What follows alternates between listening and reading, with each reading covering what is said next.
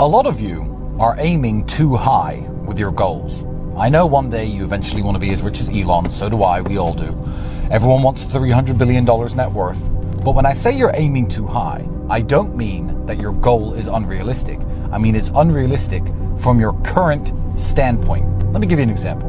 If I started boxing today, or I started MMA fighting, and I said, it's my goal to knock out John Jones, I have precisely zero chance of ever doing that. What you need to do is have a goal like have your first professional fight, have your first interclub contest, win your first wrestling contest, win a boxing match. And as and when you achieve your goals, you then move on to bigger ones. A lot of you are sitting around, I want to be a millionaire. That's great. I'm sure you do. My goals are now much bigger than that as I achieved that accolade a long time ago.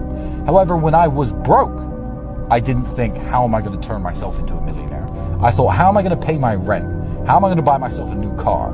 How am I going to buy myself some new clothes? I need $5,000 a week. I need $10,000 a week. And once you're there, then you can look up and climb the ladder even further. A lot of you people need to get your head out of the clouds and just stop crawling on the floor and learn how to stand up. The clouds are a long way off.